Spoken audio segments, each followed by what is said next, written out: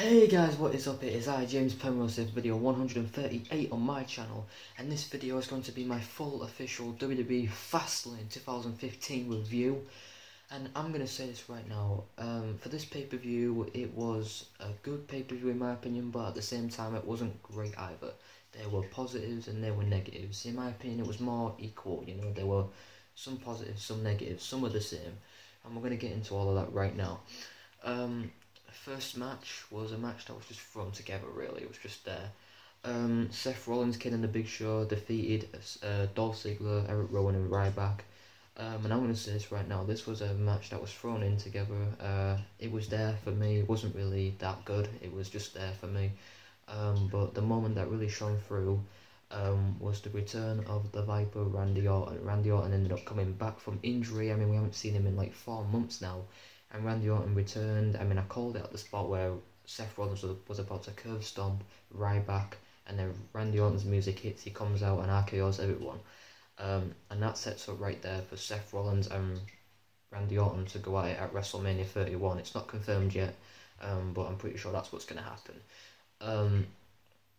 Which in my opinion, they will pull off a good match at WrestleMania. I really think that Seth Rollins should win at WrestleMania if the match does happen. Also due to the fact that I still think he's cashing in at WrestleMania 31, but also, yeah, and just for the fact like that Randy Orton, it's good that they brought him back now because they need to repackage him, and they were doing that until they got the injury, So I'm glad he's back now, and the moment was cool, they're making him look good, and yeah, that was a cool moment right there. The match wasn't much to talk about, it was just there, nothing special, but yeah. The next match was Goldust defeating Stardust. Now once again, this was I don't know what to say about this match. I mean, they were working well at some parts. I mean, the match, again, wasn't the greatest. It could have been a bit better. It was okay. The ending was a little weird. I mean, it's like Goldust rolls up Stardust or pins him, and then 1, 2, and it didn't sound like the referee got the 3 count in, but apparently he did.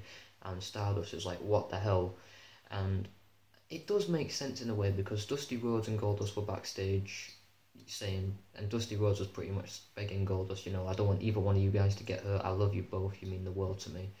And Goldust was pretty much like, oh, I'll try my best, but Stardust needs to go and Cody Rhodes needs to come back. And we didn't get that because backstage Stardust was pretty much attacking Goldust backstage and cutting this promo on Dusty Rhodes saying, Cody Rhodes is dead, pretty much like what he said on Raw, but Stardust is very much alive, and you no longer exist to me, pretty much. That's what he basically said. Which I'm glad that they're doing this feud, but I think they're rushing it, in my opinion. I don't think there was any need to have this match at Fastlane. I really think you could have waited until WrestleMania to do that, and I think they are going to do that at WrestleMania, but I don't know why they needed to have a match at Fastlane. I think it was kind of rushed, in my opinion. That's just my opinion.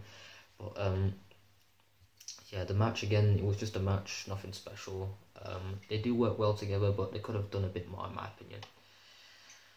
The next match, and I'm happy about this, WWE Tag Team Championship match. We have Tyson Kidd and Cesaro defeating the Usos. Yes, that's right, Tyson Kidd and Cesaro are the new WWE Tag Team Champions. Now, before I get into the match, first of all, I want to say that when I first found out that Tyson Kidd and Cesaro were a tag team, I was like this, oh, for fuck's sake, Cesaro was going down the fucking toilet. Literally, like, ever since at WrestleMania 30, when he won the Andre the Giant Memorial Battle Royal, he's been going on a downward spiral ever since he was with Paul Heyman. He was only with him like a couple months, and then they just split up, and ever since then he's gone through. And now he's with Tyson Kidd, and at first I was like, oh, what the fuck, this tag team's going to go down the shitter, but it makes sense, because you paired up 2 guys who are exceptional wrestlers. Cesaro is one of the best I've seen at the moment. He's a strong, athletic guy. Tyson Kidd, he's quick, his agility is brilliant, and if you pair these 2 up as a tag team, which they are, and it's brilliant, they've grown on me, and tonight really proved it. Then with the Usos, they worked a good match together, they worked well in the ring together. There were points during the match where I really thought the Usos were going to return, but really I have no problem whatsoever with Tyson Kidd and Cesaro winning the tag team championships. Just for the fact that you need to get the tag team championships raised in credibility, and you have 2 guys that can wrestle, you paired them up as a tag team, you put the tag team titles on them, and I say you go with it. if they're going to do a rematch at WrestleMania 30, I say have them retain the titles, because if you give it back to the Usos, it's just going to go back to status quo and back to same old shit, you know. I'm not saying the Usos as tag team champions is shit, but I think they've had it a few good times now, to the point where they can give someone else a fairly legitimate reign. And I think with Tyson Kidd and Cesaro, that's the perfect time. I mean, the tag team, it was thrown together, right? It was a bit random, and that's why I didn't like it. But then again, they've proven that they can work well as a tag team, and them as tag team champions, thumbs up to WWE for that. Some people may bitch and moan, say, oh, random tag team as tag team champions. It's just a well, I'm not going to complain. I'm going to give it a chance, because quite honestly, this tag team is growing on me, and yeah, I have nothing bad to say. The match was good as well. Actually, before we get into the next match, we're going to get on to one of the first promos of the night, and this was just phenomenal, in my opinion. This was just phenomenal. The confrontation we've all been waiting for, the Sting and Triple H face-to-face confrontation. Triple H comes out in fight attire. I thought he was going to come out in a suit for some odd reason. What the hell was I thinking? He comes out in his fight attire, saying, I'm not here as the COO, I'm here as the game, the cerebral assassin. Sting, you come out right now, I've had enough of this, the time is up, you come out here right now. Sting comes out, the crowd goes nuts. The crowd wasn't as excited as I thought they would be. They were excited in that moment, but not as big as I thought they'd be. Triple H cuts the promo on Sting. Can't remember the exact words he said, but pretty much that, you know what, you're here trying to like throw the WWE under the bus after WCW went out of business, and it's no wonder you want to come back here. And I kind of feel sorry for you, Sting. I really feel sorry for you, but we can do this that way. You can do this your way, I can do it the other way, where I can just leave you beaten up and you can go back and you can do all of this and leave your legacy, and it'll carry on the way, in the other way, pretty much. I don't know, it's somewhat along the lines of that. And Sting did not say a word on the mic, and when Triple H answered, oh, what's it going to be, Sting? No answer. And then Triple H takes the coat off and he's like, oh, we can do it the other way, and he cuts off, and Triple H goes on the attack on Sting. I mean, Sting gets the first shots, but then Triple H comes back, lands some right hands, and Triple H goes outside the ring, gets his famous sledgehammer, and at that point I'm thinking, is Triple H really going to bury Sting at Fastlane? I don't think they'll ever go through with that. So just when you think Triple H is about to hit Sting with the sledgehammer, Sting gets his iconic bat and puts it up the throat of Triple H and backs him up into the corner. And he's telling Triple H, no, you stay there, you stay there. Well, he didn't tell him, but he, pretty much with the bat, he's like, right up his throat. And he backs off, and then he, with the bat, points at the WrestleMania 31 sign, and he will go back and then point at the WrestleMania sign again, signifying that he wants a match with Triple H at WrestleMania 31. And Triple H is like, oh, you want to go to war with me at WrestleMania 31? You want to go to war? He never said this on the mic, but we could hear it. And pretty much Sting walks off from there, and it wasn't confirmed until about a few minutes later when Michael Cole announced it's confirmed now, 5 weeks from tonight, Sting versus Triple H at WrestleMania 31. It's now official, and quite honestly, I think that's brilliant. I really think that's brilliant. It's good build-up. I'm just curious to see where they go from here on in now with Sting and Triple H. Will Sting be on Raw tomorrow night? We don't know. He probably will be. If he's going to be on Fastlane, and this kind of promo, I mean, it was a brilliant promo in my opinion. But yeah, I don't know if Sting will be on Raw. If he does, then that's brilliant. But Sting and Triple H, it's official, and I'm happy about that. And leave your comments down below and tell me if you are happy about it. If you're not, just tell me why. Be honest. Next match, IC Championship match. Bad News Barrett defeated Dean Ambrose via disqualification. Yeah, and first of all, disqualification finishes. Oh my god. Disqualification finishes. Literally, they are so overdone in WWE right now. In a big match on a Raw, or maybe even a pay-per-view, at least one match at least, it will end in a disqualification. And in one sense, I can understand it, because I think this is a feud that they do want to push to WrestleMania 31 for the Intercontinental Championship, which I'm glad, because these two do work a good match. This match, I'm not going to lie, it didn't come out the way I thought it was going to. I thought it could have been a bit better. It was still good, but I thought it could have been a bit better. Having Bad News Barrett walk out, still the champ, is good, but I like the fact, and I think it's kind of funny how Dean Ambrose stands tall with the championship and steals his championship, continuing the build-up from there. Bad News Barrett just gets up and he's like, what the hell, where's my title? And Dean Ambrose, being the lunatic fringe that he is, steals the championship and walks off. Doesn't give it back, pretty much, and that's going to build up from Raw tomorrow night. Like I said, with Dean Ambrose, his crazy character, you know, the lunatic fringe, he plays it off so well. It's over with the crowd. Not really over, but it is over, to say the least. Bad News Barrett is a great wrestler, and I'm not just saying that just because I'm from the UK. I'm literally just saying that because it's how I feel. He's a great wrestler. He's a great IC champion, and these two will have a better match at WrestleMania 31, in my opinion, if they go ahead with it, or maybe even add a different stipulation to it instead of just a one-on-one match. Have, like, I don't know, let's say fucking steel cage match or ladder match, something like that, to up the ante a bit. You know, raise the stakes. You know, well, not raise the stakes, but, you know, make it more of an interesting match to see, and something to steal the show, which I think they might consider taking in, or it'll just be a normal match. I won't complain if it's a normal match, but nonetheless, this was a good match. It could have been better in my opinion, but Bad News Barrett's still the champ. I'm happy about that. I didn't really want Dean Ambrose to walk out of Fastlane champion, but then again, he has been on a bit of a losing streak when it comes to pay-per-views. I mean, he lost at fucking SummerSlam, he lost at Hell in a Cell, he lost at Survivor Series, he lost at TLC, and now he's lost tonight by disqualification. So that's a lot of losses, but at least he's still made to look strong, and at least it has a purpose going forward, which I like. So yeah, nothing too much to complain. The match could have been better though. Next match is a match I am going to complain about. Divas title match, Nikki Bella vs Paige. Nikki Bella retained. Really, who gives a shit about her as champion? Paige should have won this. She was a credible champion when she was on her reign back in April and May. Like, she was doing good until AJ Lee came and pretty much won it back, and then it was hot potato with the championship. But nonetheless, match was I was so with it. It wasn't that good. It wasn't that good at all. Nikki Bella winning, don't agree with it. Paige should have won, unless Paige is going to win at WrestleMania. If that's what's going to happen, I can understand that. But for right now, we don't know, and for right now, fuck you to that. And I can't wait to get to this bit now. Now, before we get into the John Cena Rusev US title match, this is my favourite part of the night, actually, next to Reigns and Bryan, or Triple H Sting. All of a sudden, just when I thought it was going to go to the next match, all of a sudden I hear the Undertaker Druids music, and the Druids come out, and I'm marking out like crazy. I'm going, get in there, Undertaker's back. I'm thinking, what the hell? I was in shock. I thought Undertaker was going to return on Raw, but tonight, no fucking way. And the casket comes out, and at that point, it's starting to hit me, oh, Bray Wyatt's going to be in the casket. The Druids open the casket, and Bray Wyatt's in there, and honestly, that was just a mark-out moment for me. Bray Wyatt pretty much cutting the promo, you see, you know, I am the new face of evil, I'm the new face of death in the WWE. The fear I once had for you, it's not there anymore. I don't fear you anymore, I'm not scared. And at WrestleMania, I will pretty much end you, and I will take out The Undertaker at WrestleMania. And that promo was just epic. Absolutely epic. I got chills just when even the music started coming. I was marking out. I mean, they trolled me well. I really thought Undertaker was returning tonight. Once that music hit, I thought Undertaker. But the more I thought about it, Bray Wyatt coming out, it made more sense. And it's going to make more sense now for Undertaker to return tomorrow night. I think that's what's going to happen still. But that was an epic promo. Bray Wyatt versus The Undertaker at WrestleMania. I'm not complaining, and I don't think anyone should complain.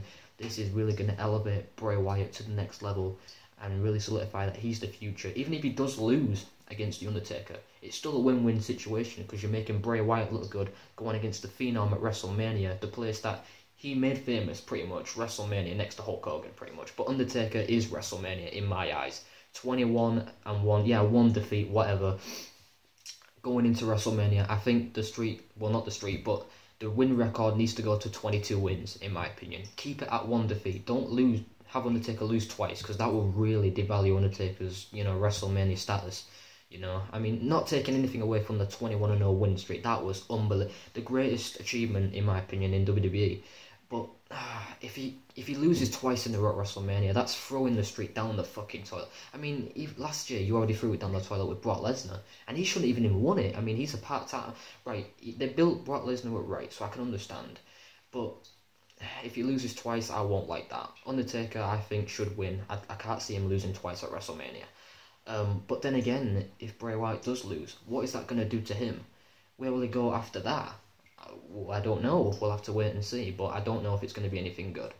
But I could see, after Bray Wyatt loses, them just dropping the ball with Bray Wyatt. And I don't want to see that. I want to see good things for Bray Wyatt. And this right here is good things for Bray Wyatt. Undertaker, Bray Wyatt, thumbs up to that. And this build-up started perfectly, absolutely perfectly. We thought Undertaker was going to come out. It was Bray Wyatt. Bray Wyatt cut this eerie, creepy promo, sitting on the casket, talking about how Undertaker isn't fearful anymore. He's not what he used to be. and I will end you pretty much. That's what it was, and I love it. Good thumbs up to that. Next match, US title match, Rusev versus John Cena. And this was surprisingly a good match. I didn't think this match would be that good, but they really surpassed my expectations in this match. And all I can say is, thank God. I said it in my last video concerning Fastlane with John Cena and Rusev.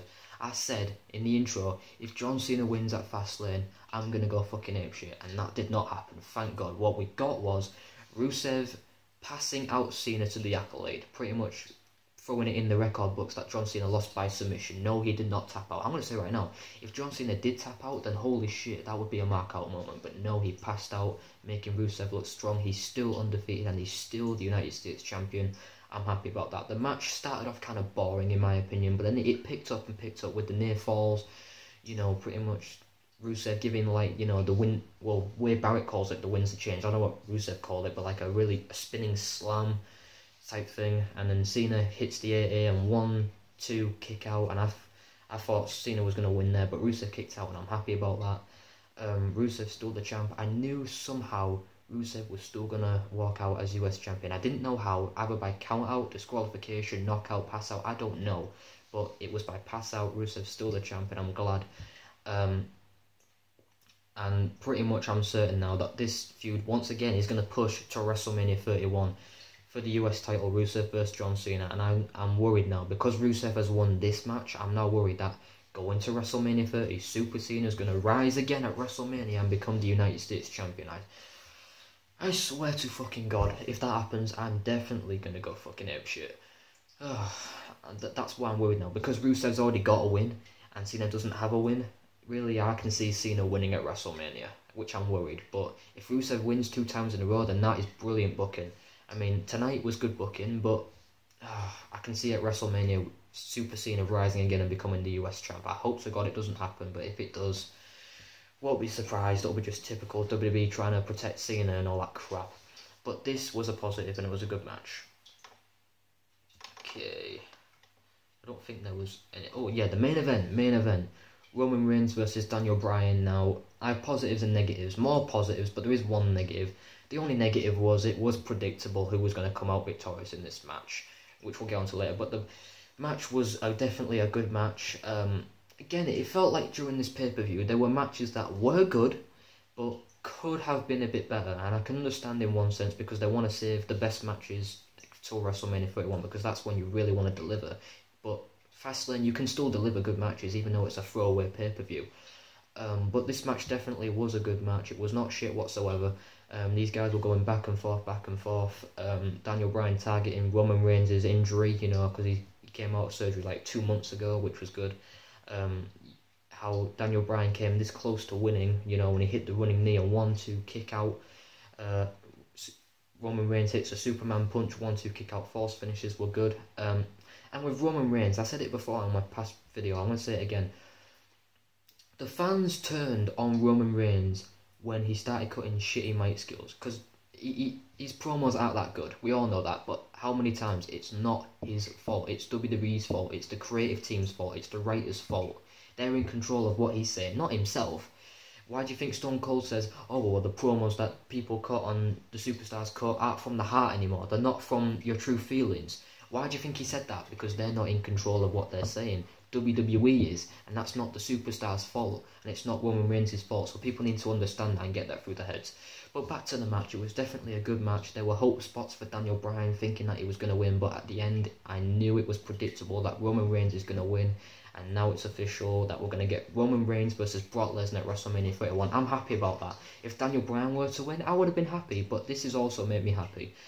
Because now, I'm pretty sure now, it's going to set up for Daniel Bryan going one-on-one with Dolph Ziggler at WrestleMania 31. Because if you don't remember, Dolph Ziggler did send out a tweet on his Twitter about 3 or 4 weeks ago saying that, oh, tough luck Daniel Bryan, you got screwed, but how do you feel about stealing the show with me at WrestleMania 31? And I think that's what's going to happen. And honestly, if that match happens, it will definitely steal the show and be match of the night next to Sting, Triple H, or Reigns, Lesnar, or Taker, Wyatt. Because I'm going to say right now, overall, WrestleMania 31 is definitely shaping up to be a great WrestleMania.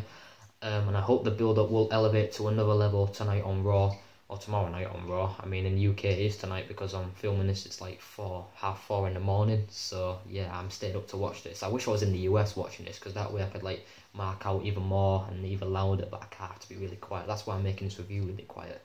20-minute video. Wow, we've talked in depth in this shit. But overall, Fastlane, in my opinion, was a good pay-per-view. There were some matches that I felt slightly under-delivered. But overall, I was pretty satisfied. The two promos with Bray Wyatt, Triple H and Sting was just phenomenal. Bray Wyatt challenging the Undertaker. Undertaker, I'm pretty sure is going to be on Raw tomorrow night. We'll have to hear what he says, but we know what he's going to say. I accept, rest in peace. That's what he's going to say. And Triple H Sting build-up will start officially, and I can't wait to watch Raw tomorrow night. It will be a good Raw. Hopefully it's not going to be a throwaway Raw like last week, because last week it really wasn't that good. But yeah, overall, this is my WWE Fastlane 2015 review. Good pay-per-view. Wasn't great, but definitely a good pay-per-view to watch, and it was definitely decent at best. So overall, guys, thank you guys for watching this video. Make sure you guys like this video, comment on this video, subscribe to my channel. The links will be down below, so you can subscribe to Alex Buxton and Conor Kenway for all of their videos. Their links will be down in the description. And 21 minutes. Yeah, normally when a video's this long on my phone, it takes like forever to upload. It takes like hours and hours and hours, but it'll be up eventually, so stay tuned. So other than that, guys, thank you guys for watching this video. I'm James Penrose, and yeah, pretty much all I can say is peace out, my brothers.